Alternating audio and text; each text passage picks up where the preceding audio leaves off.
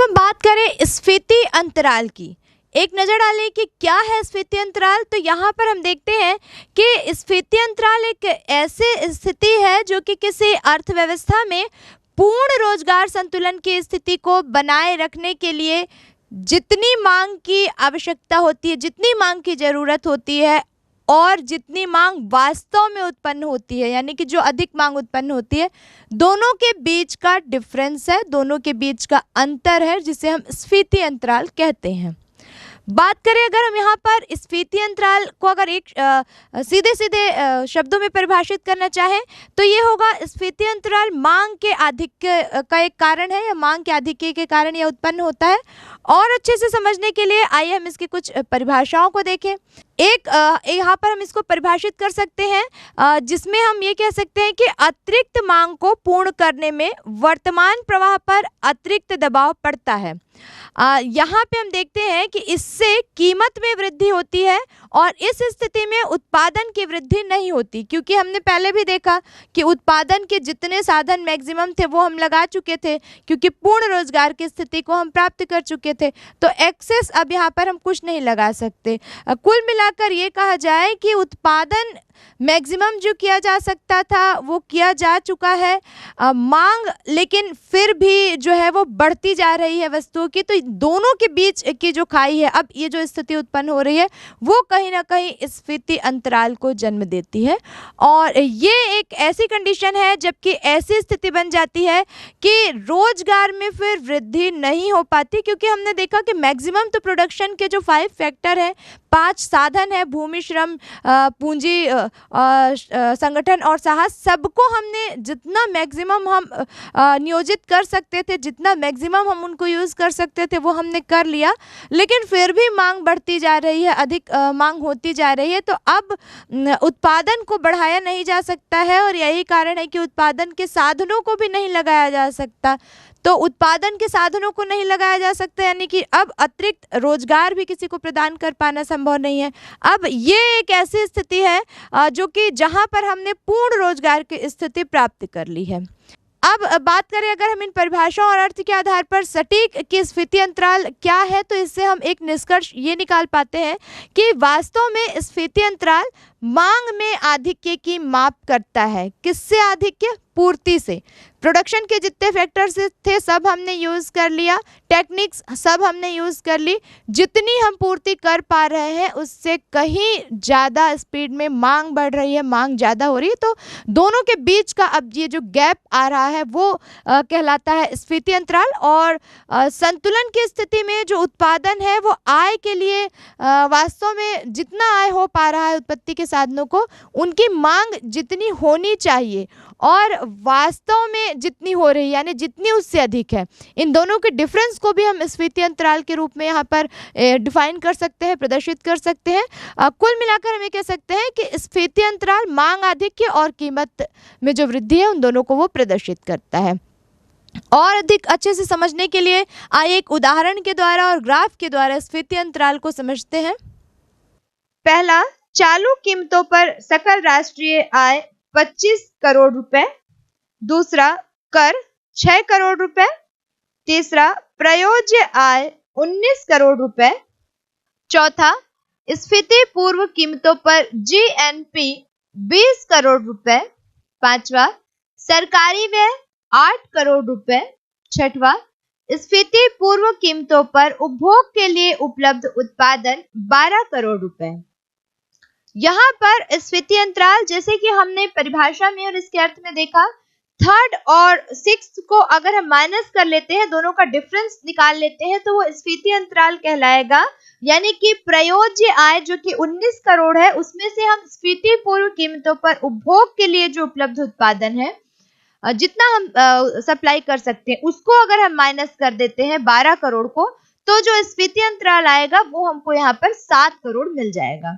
अब यहाँ पर हम देख रहे हैं कि वास्तव में ये जो 19 करोड़ रुपए की समस्त प्रयोज्य आय है, ये कम नहीं की जा सकती है, लेकिन इसका कुछ भाग बचाया जा सकता है, बचा लिया जाता है।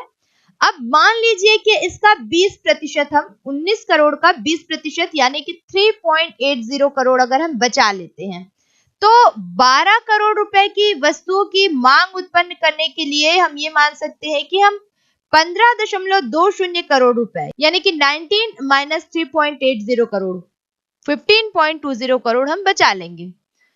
इस प्रकार ये जो वास्तविक स्फीति अंतराल हम यहाँ पर देख रहे हैं 7 करोड़ रुपए, इसकी बजाय ये 3.20 करोड़ हो जाएगा। यानी कि हम देख रहे हैं यहाँ पे कि इस अंतराल को हम कम कर सकते हैं। तो ये जो अंतराल है ये पूर्ण रोजगार स्तर पर अतिरिक्त मांग या अत्यधिक मांग कहलाएगा। इसे हम एक रेखा चित्र के द्वारा इस प्रकार स्पष्ट कर सकते हैं। इस रेखा चित्र में हम देख रहे हैं कि प्रारंभ में जो कुल मांग है AD जिसे हम प्रदर्शित कर रहे हैं एवं कुल पूर्ति जिसे हम AS वक्र से प्रदर्शित कर रहे हैं, ये एक दूसरे को E बिंदु पर काटते हैं। इसके अनुसार हम ये कह सकते हैं कि इस अर्थव्यवस्था में OM पूर्ण रोजगार आय स्तर पर संतुलन है और पूर्ण रोजगार के OM आय स्तर को प्राप्त करने के लिए हमको EM कुल मांग की आवश्यकता होती है। और यहाँ अगर हम देखें तो यहाँ वर्तमान कुल मांग इतनी ही है। इस OM आय स्तर पर कुल मांग और कुल पूर्ति दोनों ही EM के बराबर है, जैसे कि हम इस रेखा चित्र में देख पा रहे हैं। अब अगर कुल मांग के बढ़ जाने से कुल मांग वक्र ऊपर की ओर खिसकता है, यानी कि ऊपर की ओर खिसककर AD1 हो जाता है, तो वर्तमान कुल मांग जो है वो NM हो जाएगी। यानी इस ग्राफ से स्पष्ट हो रहा है कि पूर्ण रोजगार आय स्तर के लिए EM कुल मांग की ही आवश्यकता थी, लेकिन वर्तमान कुल मांग बढ़कर NM हो गई। अब इस प्रकार जो पूर्ण रोजगार की आय के लिए जितनी कुल मांग की आवश्यकता थी उसकी तुलना में वर्तमान कुल मांग जो है वो NE यानी कि NM में से अगर हम माइनस कर देते हैं EM के क्षेत्र को, तो NE हमको यहाँ पर प्राप्त होता है, उसके बराबर ये बढ़ गई। तो ये कहा जा सकता है कि ये बढ़ी हुई मांग ही अत्यधिक मांग है और ये बढ़ी हुई मांग कीमत वृद्धि को जन्म देगी। इसे ही हम स्फीति अंतराल भी कहते हैं। तो हमने देखा कि स्फीति अंतराल किस प्रकार मांग में कहाँ पर अंतर है, वास्तविक और कितनी होनी चाहिए, दोनों के डिफरेंस को कैसे डिफाइन करता है, उसको हमने एक एग्जाम्पल और ग्राफ के द्वारा अच्छे से समझने का प्रयास किया। अब हम बात करें कि ऐसा होता क्यों है, क्यों ऐसी कंडीशन उत्पन्न होती है कि इतना अधिक उत्पादन के साधनों को लगाने के बाद भी, इतनी टेक्निक लगाने के बाद भी उतना प्रोडक्शन नहीं हो पाता है, उतनी पूर्ति नहीं कर पाते हैं जितनी की मांग होती है। या दूसरे शब्दों में कहा जाए कि अधिक की मांग या अतिरेक मांग का कारण क्या है। तो सबसे पहला कारण इसका यह है कि अर्थव्यवस्था में मुद्रा की पूर्ति में वृद्धि होती है लेकिन उत्पादन की मात्रा में वृद्धि नहीं होती। मुद्रा की मात्रा में वृद्धि होना यानी कि हमने मौद्रिक नीतियों के अंतर्गत पढ़ा कि किस प्रकार मुद्रा की मात्रा में वृद्धि हो जाती है। कई बार लोगों के पास आय ज़्यादा हो जाती है, वो उपभोग करना चाहते हैं, उपभोग की शक्तियाँ या क्रय शक्ति कहा जाए तो उनकी बढ़ जाती है, लेकिन प्रोडक्शन उस लेवल पे या उस अनुपात में नहीं हो पाता है, नहीं बढ़ पाता है। तो ये जो स्थिति है वो अधिक की मांग को उत्पन्न कर देती है। दूसरी एक कंडीशन ये हो सकती है कि लोगों की आय में वृद्धि हो जाती है, किसी भी कारण से लोगों की आय में वृद्धि हो जाती है, उत्पादन बढ़ता है या उत्पादन के जो अलग अलग इकाइयाँ होती है वो बढ़ती हैं। एक ही तरह की 1 या 2 इकाई पहले काम कर रही थी, एक ही तरह के वस्तु के निर्माण की, तो अब बाजार में उसकी कई इकाइयाँ आ गई, बहुत सारे उद्योग उस तरह के लग गए और ऐसे बहुत से कारण हो सकते हैं जिसके कारण उत्पादन कई बार बहुत अधिक बढ़ जाता है लेकिन डिमांड उतनी नहीं हो पाती जितना प्रोडक्शन होता है। तो यहाँ पर भी एक्सेस डिमांड यानी अतिरेक मांग की समस्या उत्पन्न होती है।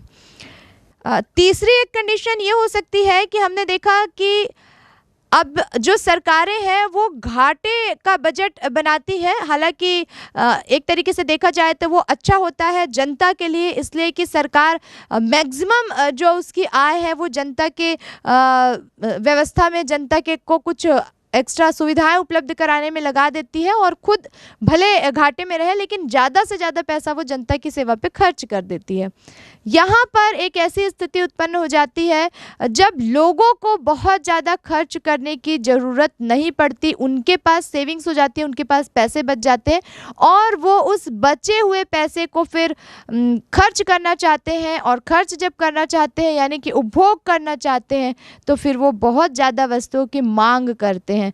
तो ये भी एक ऐसी समस्या हो जाती है कि घाटे का बजट बनाना चाहती है सरकारें, हालांकि जनता के लिए भी अच्छा होता है, लेकिन कई बार ये आधिक्य मांग की स्थिति को जन्म देने का कारण बन जाता है।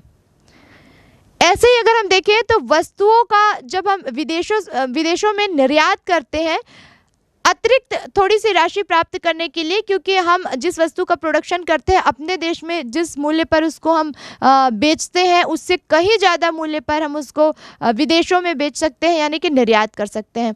तो थोड़ा अतिरिक्त लाभ प्राप्त करने के लिए हम अपने देश में जो जिन वस्तुओं का उत्पादन हो रहा है, प्रोडक्शन हो रहा है, उनका हम निर्यात कर देते हैं। तो ऐसी एक कंडीशन बन जाती है कि यहाँ के अपने देश के लोगों के लिए पूर्ति के लिए वो उत्पादन पूरा नहीं हो पाता है, यानी आपूर्ति रुक जाती है। तो इस कंडीशन में मांग अगर पहले जैसे पर्याप्त भी बनी रहती है, बढ़ती नहीं है, तो भी आधिक्य मांग की स्थिति में मार्केट आ जाता है। तो अपने मतलब घरेलू वस्तुओं का जो प्रोडक्शन है उसका निर्यात कर देना भी अतिरिक्त मांग की समस्या को जन्म देता है। अगर इस पूरे कारण को कीन्स के दृष्टिकोण से देखें, प्रोफेसर कीन्स ने क्या कहा है कि क्या वो स्थितियाँ होती है, क्या कारण होते हैं, तो आइए कीन्स के विचारधारा पर एक नज़र डालें। प्रोफेसर केन्स के अनुसार मुद्रा की मात्रा में वृद्धि हुए बिना भी अत्यधिक मांग के कारण मांग प्रेरित मुद्रास्फीति उत्पन्न हो सकती है। यह उस समय होता है जबकि पूंजी की सीमांत उत्पादकता में वृद्धि होती है अथवा उपभोक्ता की सीमांत उपभोग की प्रवृत्ति में वृद्धि होती है। इसके कारण विनियोग व्यय में वृद्धि होती है और परिणाम स्वरूप मांग में अपेक्षाकृत अधिक वृद्धि होती है, परंतु पूर्ण रोजगार बिंदु के बाद उत्पादन में वृद्धि न होने के कारण मूल्य स्तर में वृद्धि होती है। अब अगर हम बात करें कि यहाँ पर अत्यधिक मांग का प्रभाव क्या पड़ता है, तो हम सबसे पहले देखते हैं कि इसका जो प्रभाव है ये एक साथ हम इसका मूल्यांकन, एक साथ हम इसका आकलन नहीं कर पाते, बल्कि बाजार की जो अलग अलग गतिविधियां होती हैं उन पर इसका अलग अलग तरह का प्रभाव पड़ता है। तो उसके आधार पर अगर हम देखें तो सबसे पहले देखने को मिलता है कि अत्यधिक मांग का उत्पादन पर क्या प्रभाव पड़ता है। तो मांग क्योंकि अत्यधिक हो गई, बहुत ज़्यादा हो गई, तो ऐसे कंडीशन में उत्पादन में क्या होगा।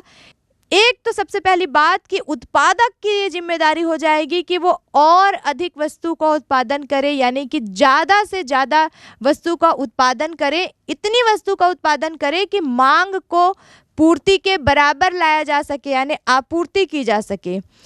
दूसरा हम कह सकते हैं कि ऐसी कंडीशन में जो उत्पादक होता है वो उत्पादन के साधनों का कुशलतम प्रयोग करना चाहता है या करना पड़ता है उसको, ताकि वो उत्पादन के साधनों का अधिक से अधिक कुशलतम प्रयोग करके मांग को पूर्ति के अनुरूप ला सके। हो सकता है कि श्रमिक उसके पास थे लेकिन वो सभी को नियोजित ना किया हो सकता है कि भूमि उसके पास एक्सेस थी लेकिन पूरी भूमि का वो प्रयोग ना कर रहा हो सकता है कि संगठनकर्ताओं की संख्या पर्याप्त थी लेकिन फिर भी उन सबका वो प्रयोग ना कर रहा हो, उन सबको वो नियोजित ना कर रहा हो व्यापार में। तो ऐसी कंडीशन में उसको पूर्ति के बराबर मांग को लाने के लिए उत्पादन के जितने भी साधन हैं सबका वो जितना अधिकतम उपयोग, जितना कुशलतम उपयोग कर सकता था, अब उसको करना पड़ेगा। एक महत्वपूर्ण बात यहाँ पर यह भी देखी जाती है कि उत्पादन क्षमता का विस्तार भी किया जा सकता है, यानी उसके पास उस समय, उस वर्तमान में, उस स्थिति में जितने उत्पादन क्षमता थी, यानी उत्पादन के जितने साधन थे, जरूरत पड़ने पर उनमें विस्तार भी करना पड़ता है, यानी भूमि का जो क्षेत्र है उसको बढ़ाया भी जा सकता है, पूंजी को भी बढ़ाया जा सकता है, श्रमिकों की संख्या में वृद्धि की जा सकती है, संगठनकर्ताओं की संख्या में वृद्धि की जा सकती है, तो कुछ भी करे, कुल मिलाकर उत्पादन क्षमता के विस्तार की जरूरत यहाँ पर पड़ती है। एक महत्वपूर्ण बात यहाँ ये भी देखने को मिलती है कि ऐसी कंडीशन में जब वस्तु की मांग अचानक से बढ़ जाती है तो उस वस्तु से संबंधित नए उद्योग भी स्थापित होने लगते हैं। जैसे आपने देखा होगा कि कोरोना काल में किस प्रकार अचानक मास्क, सैनिटाइजर और इस तरह से जो सुरक्षा के लिए जो जरूरी जो साधन है उनकी अचानक से मांग बढ़ गई और ऐसी कंडीशन में कई ऐसी कंपनियां आ गई जो पहले इस तरह की चीज़ों का, सैनिटाइज़र का, मास्क का और इस तरह की दवाइयों का प्रोडक्शन नहीं करती थी और अचानक से उन्होंने इन सब चीज़ों का प्रोडक्शन करना शुरू कर दिया। तो कुल मिलाकर कहा जा सकता है कि मांग अगर अत्यधिक हो जाती है तो हो सकता है कि बहुत सारे नए उद्योगों की स्थापना भी हो। और साथ ही साथ जब मांग को बढ़ाना है, उत्पादन के साधनों को भी लगा दिया, जितने साधन थे सबको लगा दिया, सारी पूंजी लगा दी, सारी भूमि लगा दी, सभी साधन पर्याप्त जितने थे सबको लगा दिया, फिर भी मांग अगर नहीं बढ़ती तो कई बार नए आविष्कार हो जाते हैं, नई टेक्निक का यूज़ करना पड़ता है। तो कहीं ना कहीं मांग का बढ़ जाना एक तरह से उद्योग के क्षेत्र के लिए बहुत अच्छा भी माना जा सकता है। दूसरा इसका जो प्रभाव पड़ता है वो है अत्यधिक मांग का रोजगार पर प्रभाव। अब क्योंकि हमने बात कही कि उत्पादन बढ़ाना है, उत्पादन के साधनों को ज़्यादा से ज़्यादा नियोजित करना है, तो जब उत्पादन के साधन ज़्यादा से ज़्यादा नियोजित होंगे तो जाहिर सी बात है कि लोगों की आवश्यकता पड़ेगी। श्रमिकों की संख्या को बढ़ाना है, संगठनकर्ताओं की संख्या को बढ़ाना है, तो जाहिर सी बात है ज़्यादा श्रमिक लगेंगे, ज़्यादा संगठनकर्ता लगेंगे, कुल मिलाकर लोगों को रोजगार के अच्छे अवसर प्राप्त हो पाएंगे। तो जब ऐसी परिस्थिति आएगी तो यहाँ पे हम कह सकते हैं कि दो तरह की परिस्थिति हमको देखने को मिलेगी। एक तो ये कि जब अधिक से अधिक श्रमिकों को पूर्ण रोजगार की स्थिति में कार्य करने के लिए जब लाया जाएगा, ज़्यादा से ज़्यादा श्रमिकों की जब मांग बढ़ेगी, तो एक हो सकता है ऐसी स्थिति उत्पन्न हो कि श्रमिकों की मांग इतनी ज़्यादा बढ़ गई कि श्रमिकों की ही पूर्ति नहीं हो पा रही है, और ऐसे कंडीशन में श्रमिकों का जो मूल्य होगा, उनकी जो कीमत होगी, उनको मिलने वाला जो पारिश्रमिक होगा वो भी कहीं ना कहीं प्रभावित होगा, यानी कि वो भी बढ़ेगा, यानी श्रमिकों को और ज़्यादा लाभ प्राप्त होगा। और दूसरी कंडीशन में जब सामान्य तौर पर पूर्ति के बराबर मांग को लाने का प्रयास किया जाता है तो एक ऐसी स्थिति बनेगी जिसमें कि लोगों को, यानी अल्प रोजगार की जो स्थिति है वो बनेगी, जो बिल्कुल भी जिनके पास रोजगार नहीं था, एक बड़ा जो वर्ग था बेरोजगार लोगों का, वहाँ पर कहीं ना कहीं सुधार आएगा, यानी कि रोजगार की ठीक ठाक स्थिति बनेगी। तीसरा, अगर हम इसके प्रभाव की बात करें तो हम देखते हैं कि अत्यधिक मांग का कीमत पर क्या प्रभाव पड़ता है। तो एक तो जैसे कि हमने अभी तक पिछले कई अध्यायों में पढ़ा कि भाई अगर मांग बढ़ेगी तो पूर्ति कम होगी, ये तो जाहिर सी बात है, लेकिन ये एक ऐसी कंडीशन बन जाती है जब वस्तुओं की कीमतें बढ़ जाती है।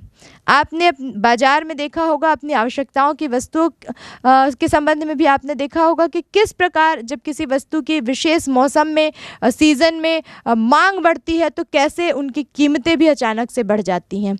दूसरी एक महत्वपूर्ण बात यहाँ पर यह भी देखने को मिलती है कि अगर अर्थव्यवस्था इस स्थिति में है कि उत्पादन को बढ़ाकर अगर मांग को पूर्ति के बराबर लाया जा सकता है, तो ये एक ऐसी कंडीशन बनेगी जब मूल्य में बहुत ज़्यादा वृद्धि नहीं होगी, क्योंकि उत्पादक जो है वो उत्पादन के साधनों की अतिरिक्त इकाइयों का प्रयोग करेगा और उत्पादन बहुत आसानी से वो कर लेगा। हालांकि मांग अगर बढ़ी है तो मांग को देखते हुए वो थोड़ा सा लाभ तो कमाना चाहेगा, यानी कि मूल्य वृद्धि कहीं ना कहीं तो होगी।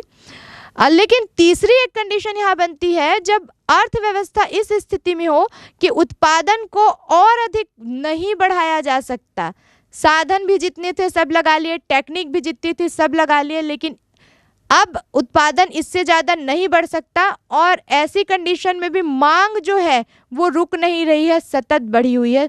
तो ऐसी कंडीशन में जाहिर सी बात है कि उत्पादक को वस्तुओं के मूल्य में बहुत अधिक वृद्धि करनी पड़ेगी ताकि मांग को कहीं किसी हद तक कंट्रोल किया जा सके। अब कारण को हमने देखा कि कौन कौन से ऐसे कारण होते हैं, कौन कौन सी ऐसी स्थितियां बनती है जिनके कारण अत्यधिक मांग की समस्या उत्पन्न होती है।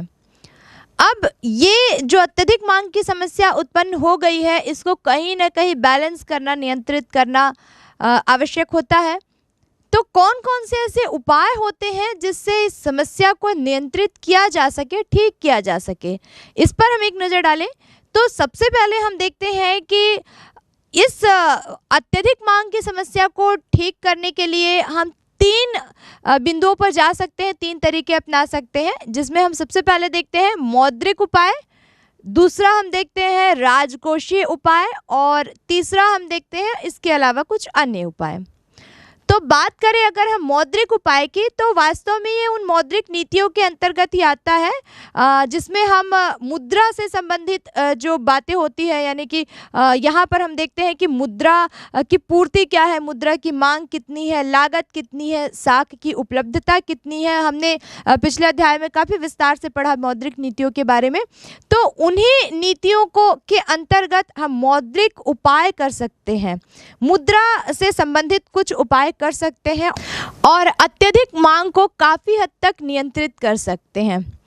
हमने देखा था कि आरबीआई बहुत सारे ऐसे नियंत्रण स्थापित करती है मुद्रा के संबंध में, मौद्रिक नीतियों के संबंध में, जिससे देश में हमेशा मुद्रा की जो व्यवस्था है इसे नियंत्रित करके रखा जा सके। मुद्रा प्रसार, मुद्रा संकुचन के बारे में भी पिछले अध्याय में हमने काफ़ी विस्तार से पढ़ा था।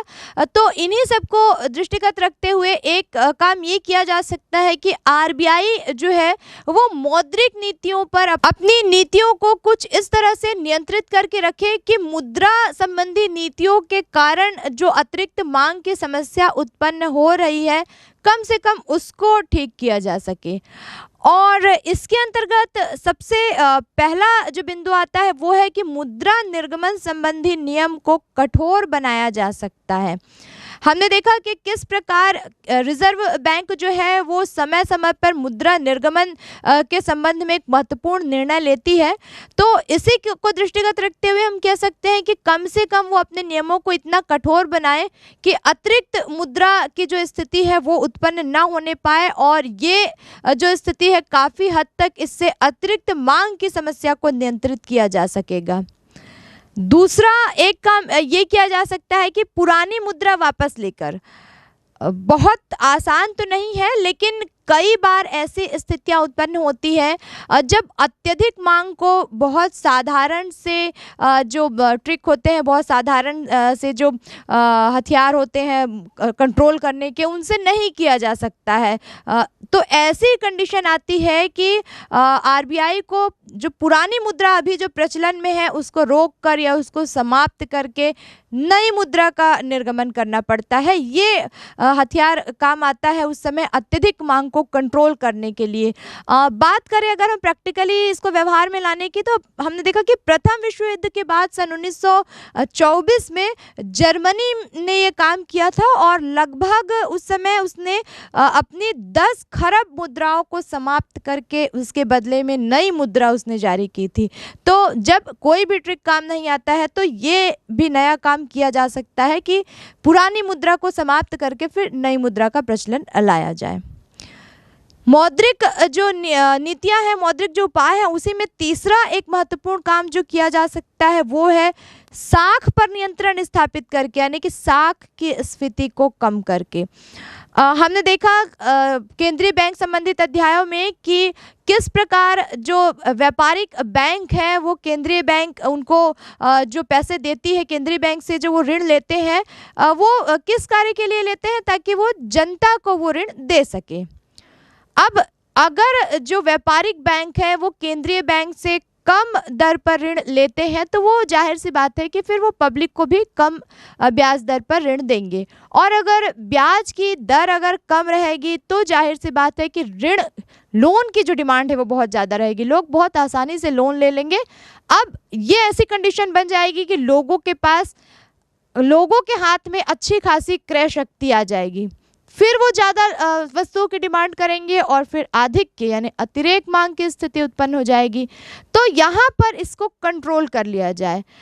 आरबीआई जो रेट ऑफ इंटरेस्ट है लोन का, ऋण का, उसको अगर बढ़ा दे तो व्यापारिक बैंक है वो बढ़ी हुई दर पर ऋण लेंगे, जनता को वो बढ़ी हुई दर पर ऋण देंगे, और जब लोन का इंटरेस्ट, ब्याज की जब दर बढ़ी हुई रहती है तो लोग कोशिश करते हैं कि वो ऋण ना ले, ऋण लेने से बचने का प्रयास करते हैं। ऐसी कंडीशन में उनके हाथ में बहुत ज़्यादा क्रय शक्ति नहीं आ पाती और बहुत अधिक वस्तुओं की डिमांड वो मांग वो नहीं कर पाते। काफ़ी हद तक इस टेक्निक के द्वारा अतिरेक मांग की समस्या को कंट्रोल किया जा सकता है। इसी तरह एक काम ये भी किया जा सकता है बैंकों के द्वारा कि वो अपनी सिक्योरिटीज़ को बेचे, प्रतिभूतियों को बेचे।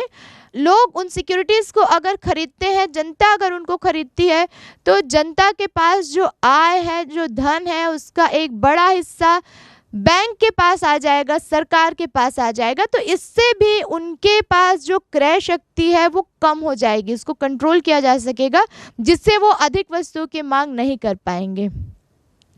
इसी के अंतर्गत एक काम ये भी किया जा सकता है कि जैसे कि हमने देखा था कि आरबीआई जो है वो अन्य जो बैंक होते हैं उनसे उनकी कुल जमा राशि का एक निश्चित भाग जमा कोष या नगद कोष के बारे में हमने पढ़ा था। तो नगद कोष के रूप में अपने पास मंगवा लेती है, अपने पास रख लेती है। हमने बहुत अच्छे से पिछले कुछ अध्यायों में जाना था कि कैसे रेट ऑफ इंटरेस्ट होता है, कैसे परसेंटेज होते हैं, कितना परसेंट आरबीआई अपने पास रखती है, कितना उनके पास रहने देती है, बहुत डिटेल में हमने इसको जाना था। तो यहाँ पर ये एक ट्रिक अपनाई जा सकती है कि रिजर्व बैंक जो है वो इन सभी जो बैंक है इनका एक नगद कोष का जो हिस्सा है उसको बढ़ा दे, ज़्यादा से ज़्यादा धन वो अपने पास रख ले। तो ऐसी कंडीशन में एक तो वो लोन दे नहीं पाएंगे, आसानी से जनता तक क्रय शक्ति उनकी पहुंच नहीं पाएगी, मुद्रा जनता तक पहुंच नहीं पाएगी। तो यहाँ ये ट्रिक अपनाकर भी काफ़ी हद तक मांग को कंट्रोल में लाया जा सकता है।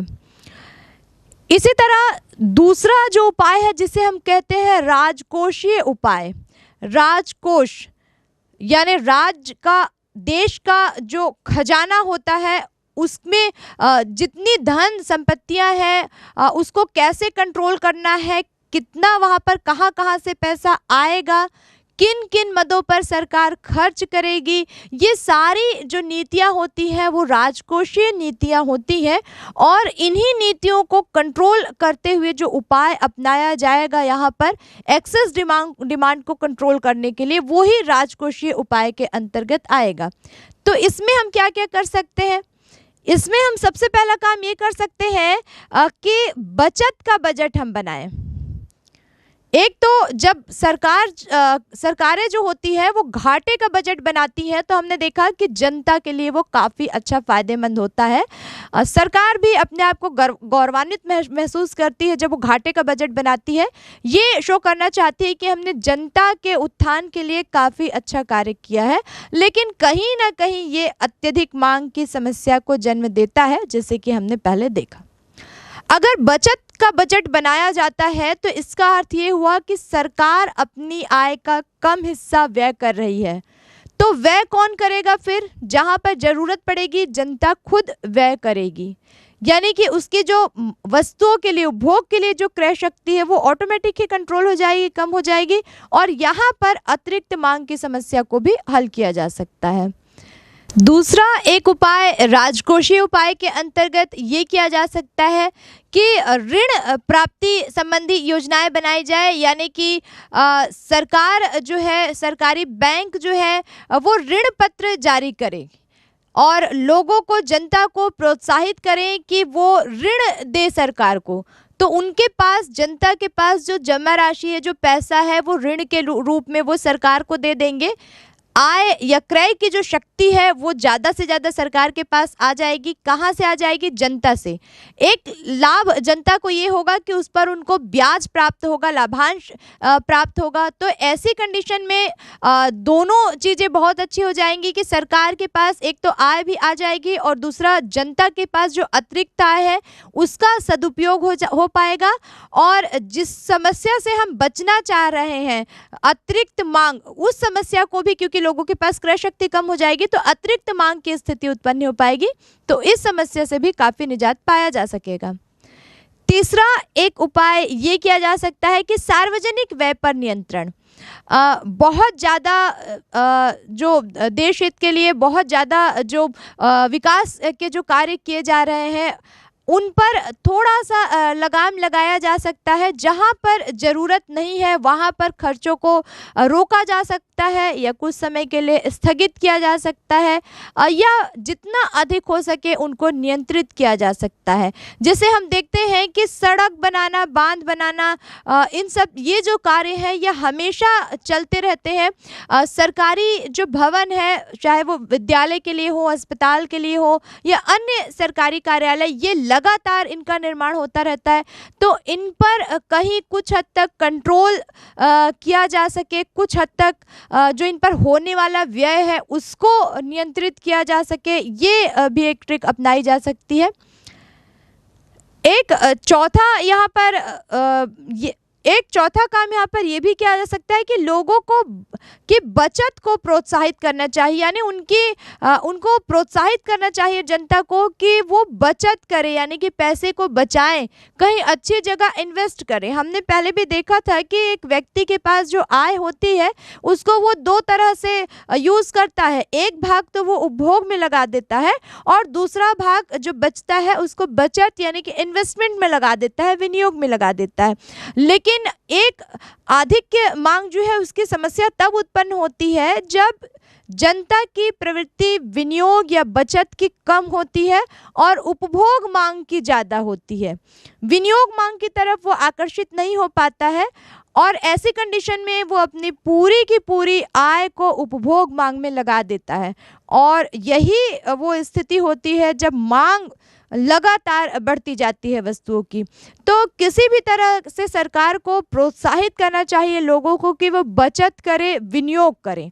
अगर वो ऐसा करते हैं तो उनकी आय का एक बड़ा हिस्सा विनियोग में चला जाएगा, बचत में चला जाएगा और फिर से उनके हाथ में जो क्रय शक्ति है वो कम हो जाएगी, जिससे मांग को नियंत्रित किया जा सकेगा।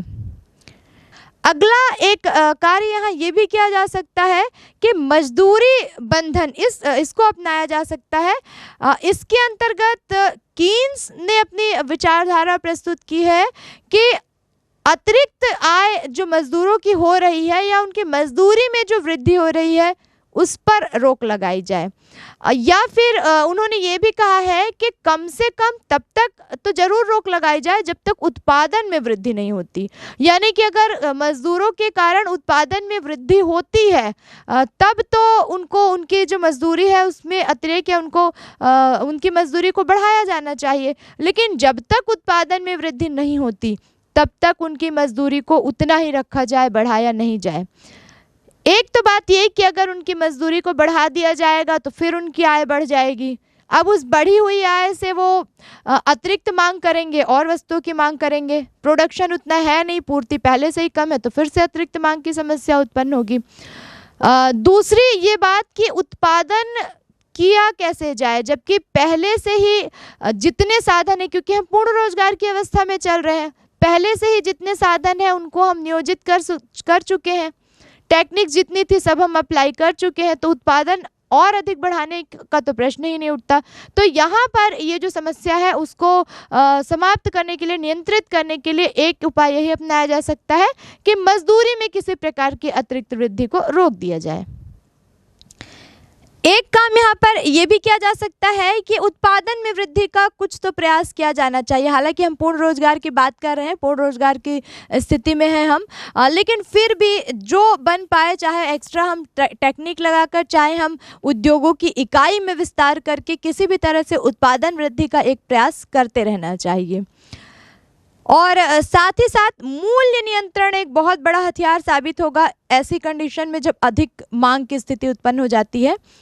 तो ये किया जा सकता है कि जो अनिवार्य आवश्यकताओं की वस्तुएं हैं, जैसे रोटी, कपड़ा और मकान, चिकित्सा, शिक्षा, इन सब चीज़ों को के मूल्य को नियंत्रित करके बाकी जो अतिरिक्त वस्तुएं हैं, जो विलासिता या आरामदायक वस्तुओं के अंतर्गत आती है, उनके मूल्य में वृद्धि की जा सकती है। यानी कि वस्तुओं का उनकी आवश्यकता के अनुसार कुछ ऐसा मूल्य का समायोजन करना कि बहुत अतिरिक्त आर्थिक भार भी ना पड़े लोगों पर और अतिरिक्त मांग की समस्या को नियंत्रित भी किया जा सके। तो ये तो बात की हमने राजकोषीय मांग की, हमने देखा कि मौद्रिक और राजकोषीय जो उपाय है वो कैसे अतिरिक्त मांग को नियंत्रित करेंगे। तीसरा, अगर हम अन्य उपायों की बात करें तो एक काम हम ये कर सकते हैं कि आयात में हम वृद्धि कर दें और निर्यात में कमी कर दें। आयात में वृद्धि करेंगे तो बहुत सारी ऐसी उन वस्तुओं का भी हम उत्पादन कर पाएंगे जिनका प्रोडक्शन हमारे देश में पर्याप्त मात्रा में नहीं हो पा रहा है, यानी कि जितने डिमांड है उतना प्रोडक्शन नहीं कर पा रहे हैं, तो फिर हम उसको आयात करके उसका यूज़ करें। निर्यात पे रोक लगा दे, ये भी एक कंडीशन हो सकती है कि हमने देखा कि निर्यात एक कारण बनता है अतिरिक्त मांग का, तो अतिरिक्त मांग की समस्या को रोकने के लिए हम निर्यात को ही रोक दें। दूसरा एक काम हम कर सकते हैं कि उचित विनियोग की नीति, विनियोग के लिए हम अच्छी नीतियां बनाएं, उद्योगों को, उत्पादन इकाइयों को प्रोत्साहित करें, ऋण वगैरह की जो बहुत सारे कंडीशन है उनको थोड़ा सा शिथिल करें, उदारीकरण को भी इसमें हम शामिल करें। कुछ नीतियां ऐसी बनाएं जिससे औद्योगिक इकाइयों का विस्तार हो सके, ताकि उत्पादन किसी भी तरह से बढ़ सके और अतिरिक्त मांग को वो नियंत्रित कर सके। एक उपाय यहाँ ये भी अपनाया जा सकता है कि मूल्यों में थोड़ी सी सहायता की जा सकती है, यानी कि सरकार अगर चाहे तो जैसे कि हमने देखा कि अलग अलग तरह की वस्तुओं के मूल्यों को नियंत्रित करती है, उसी तरह सरकार अगर चाहे तो कुछ वस्तुओं के मूल्यों का निर्धारण अपने नियंत्रण में कर सकती है, अपने आधार पर निर्धारित कर सकती है, जिससे अतिरिक्त मांग की समस्या ही ना उत्पन्न हो। तो कुल मिलाकर इस पूरे अध्याय में हमने देखा कि कैसी कौन कौन सी दशाएं हैं जिसमें मांग जो है वो बहुत अधिक बढ़ जाती है पूर्ति से। हमने मांग और पूर्ति के बीच के डिस्टेंस को देखा कि क्यों, हमने ये भी देखा कि क्यों ऐसे होता है, क्या कारण है कि मांग बहुत अधिक बढ़ी हुई होती है और उत्पादन के जो साधन हैं उनको पूरा का पूरा लगा देने पर, जितना भी हम टेक्निक लगा सकते थे, जो भी हम कर सकते थे, सब कुछ सारे उपाय कर देने पर पूर्ण रोजगार की स्थिति प्राप्त कर लेने के बाद भी मांग जो है वो बढ़ी रहती है। किस तरह से उसको हम नियंत्रित कर सकते हैं इसके बारे में भी हमने जाना। लेकिन ये जो समस्या है ये केवल अतिरिक्त मांग या अधिक की मांग की ही नहीं है, कई बार ये पलट जाती है, विपरीत स्थिति हो जाती है। कई बार ऐसा भी होता है कि सप्लाई बहुत अधिक हो जाती है, पूर्ति बहुत अधिक हो जाती है और मांग कम हो जाती है। तो हम अपने आने वाले अध्याय में पढ़ेंगे कि किस प्रकार अत्यधिक मांग की जो समस्या है वो कई बार पलटकर अभावी मांग में भी परिवर्तित हो जाती है।